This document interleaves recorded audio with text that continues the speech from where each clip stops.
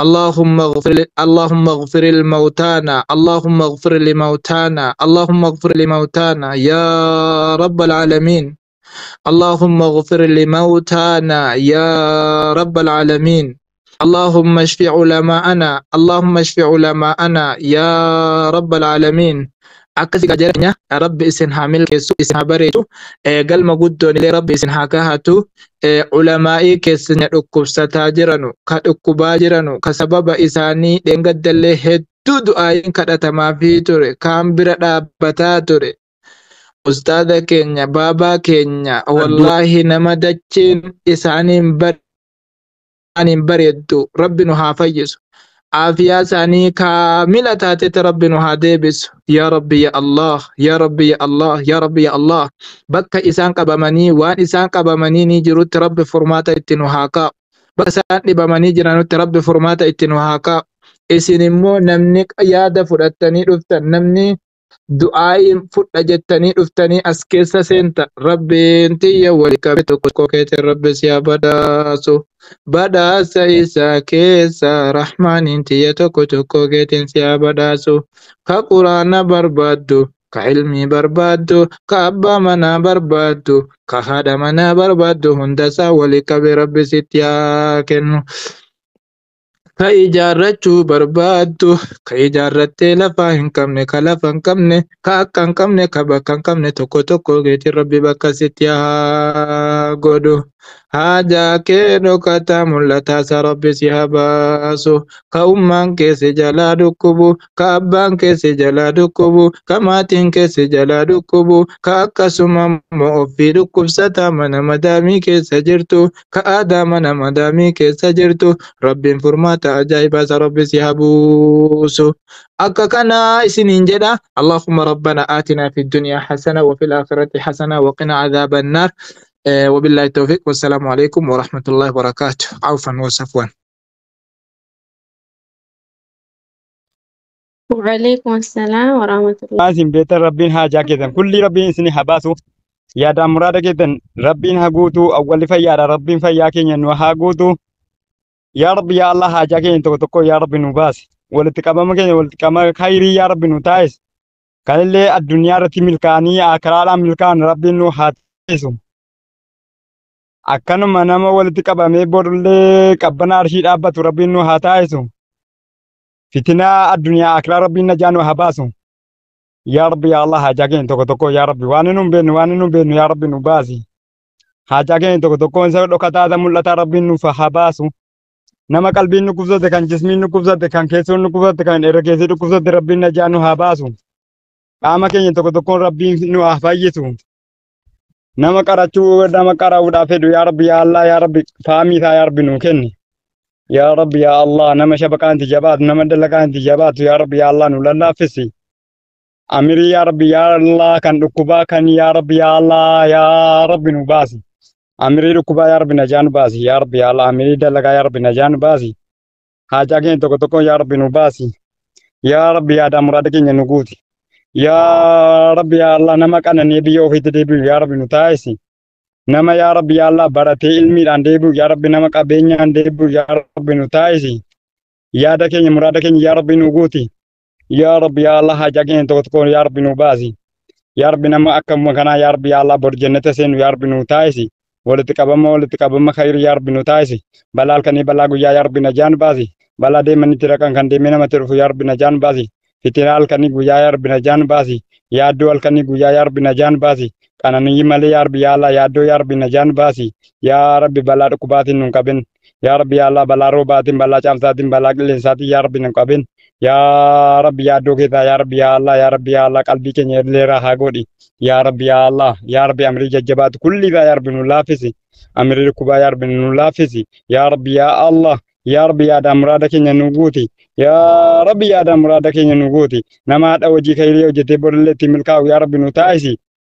Namaadha salaate namaadha qara'ee borillee jennataan yaa rabbi yaala quraanii ragaa ba'ee salaanii ragaa ba'ee sadaqaan ragaa ba'ee hajjiin isaa ragaa baatee soomni isaa ragaa baatee bor jennataan yaa rabbi yaala badhaafamu yaa rabbi nu taasisi yaa rabbi dukkana qabirii yaa rabbi nu ibsi yaa rabbi fatinaa qabirii yaa rabbi yaala nu bal'isi hamma taa'uun bareedu yaa rabbi nu teessisi yaa rabbi amma jiraachuun bareedu nu jiraachisi yaa rabbi hojii toltuu irratti yaa rabbi nu jiraachisi yaa rabbi karaa khayrii irratti nu qabi yaa rabbi karaa shirrii irraa nu qabi yaa rabbi yaa Allah karaa khayriitii jiru yaa rabbi karaa shirrii yaa rabbi nu qabin yaa rabbi karaa khayrii irraa jiru yaa rabbi karaa khayrii irraa nu qabin yaa rabbi eddee qara'uudhaa jiru yaa rabbi yaa Allah nu oofi yaa rabbi karaa khayrii irra nu oofi yaa rabbi balaa boo jiru yaa rabbi najaan baasi yaa rabbi yaa Allah يا رب يا الله دكنا قبر يا رب نجان باس يا رب يا الله فتنا قبر يا رب نجان باس يا رب يا متاهم بريد نوتسس يا رب يا مجراچون بريد يا رب نجراچت يا رب حاجاكين تكو تكو يا رب نوباس يا رب يا الله يا رب يا الله يا رب يا الله يا رب حاجاكين تكو تكو يا رب نوباس ربنا آتنا في الدنيا حسنة وفي الآخرة حسنة وقنا عذاب النار سبحان ربك رب العزة عما يصفون وسلام على المرسلين والحمد لله رب العالمين اللهم صل.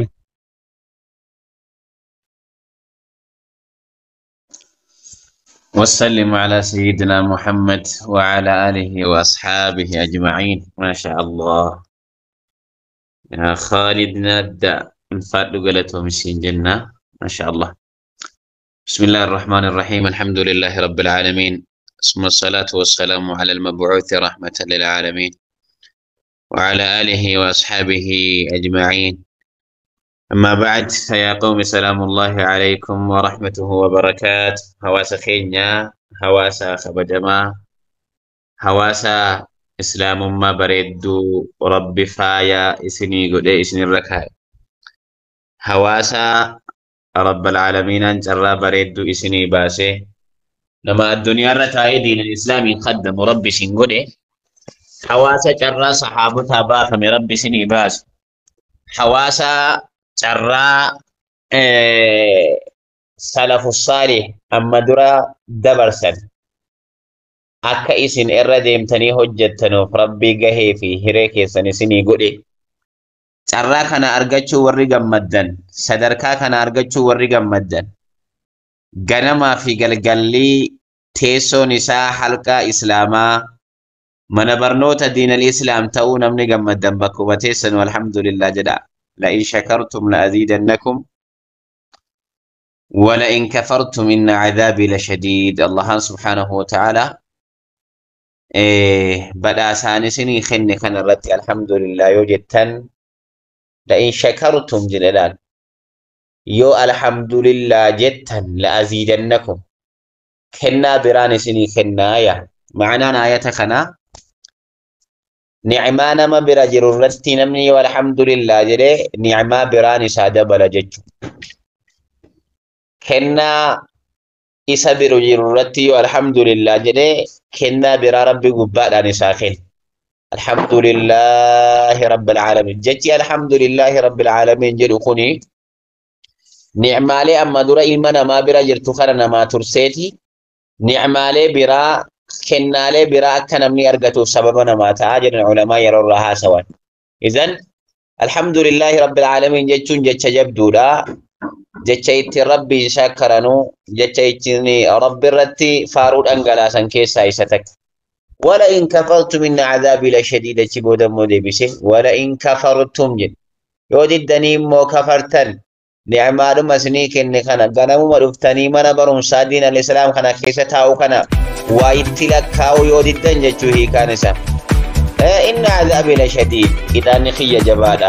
Idan hawaasa keenya warra islaamummaa bareedaa kana qabatee bakka bareeda ga'e rabbi nu haa taa'isu. Khaasatan barataa diinal islaam ta'anii bakka kanatti argamuuni addunyaa kanaa fi waan addunyaa kanarra caaltu wal barataa diinal islaam ta'anii addunyaa kanarratti argamuun.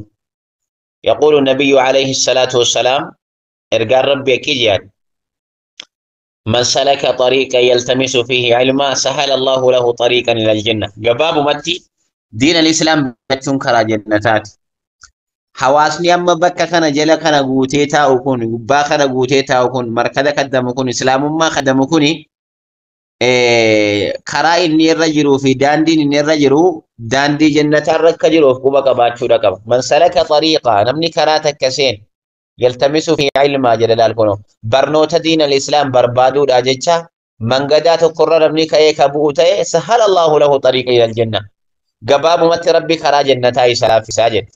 Illaanuu isin karaan isin irra jirtanuu fi daandiin isin irra jirtan kun karaan isin seentan kun karaa jannatatti isin geessu ta'uu beektaniire akkasii bar sahala Allahu lahu xariiqan ila aljanna karaa jannataatiin isa qopheessa jannanni sun isa kamizaat a'adattu li'ibadiy as-salihin ma la 'aynun ra'at wala udhunun sami'at wala khatara 'ala qalbi bashar rabbi subhanahu wa ta'ala hadith al-qudusi keessatti haasawe a'adattu li'ibadiy as-salihin nama hundaan qopheeffamne la jannati li'ibadiy as-salihin namni lafa kanarra jiru hundi gabroota rabbii jedham gabroota kiyya gaggaariidhaaf jedhe gaggaarii gabrootanii rabbiin haa taasisu gabroota kiyya gaggaariidhaaf nan qopheesse jannata san mala aynun ra'at waan takkaa ijji namaan argin walaa udhunun sami'at waan takkaa gurrin dhagahin walaa khatara ala qalbi bashar waan takkaa qalbii ilma namaa kanarra waan akkanaatu jira jedhamee hin yaaneen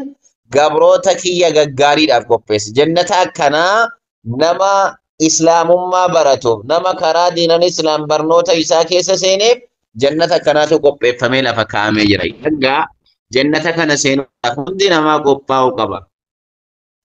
Bakka Khadiijaan geesse ga'uudhaaf seenaa Khadiijaa qorachuun dirqama. Bakka Faaximaan geesse ga'uudhaaf seenaa Faaximaa qorachuun dirqama. Bakka Aliyyiin ga'e ga'uudhaaf seenaa Aliyyii qorachuun dirqama. Bakka Musaab ibn Umeer dabballeen Islaamaa gahe ga'uudhaaf seenaa Musaab ibn Umeeriidha qorachuun dirqama ta'a. Namni tokko addunyaa kanarra gaafa jiraatu namatti hidhatee jala deemuu qaba. Bakka akka ta'uudhaaf karoorsuu qaba. Inni kaan doktooran ta'a jedha, inni kaan injineeringiin ta'a jedha, inni kaan waa hedduudha waan inni karoorsu. Laakiin akka nama sanaa ta'uudhaaf, doktoora ta'uudhaaf waan doktorummaadhaaf barbaachisu maateeriyaalii isaa hunda guuttachuudha qaba.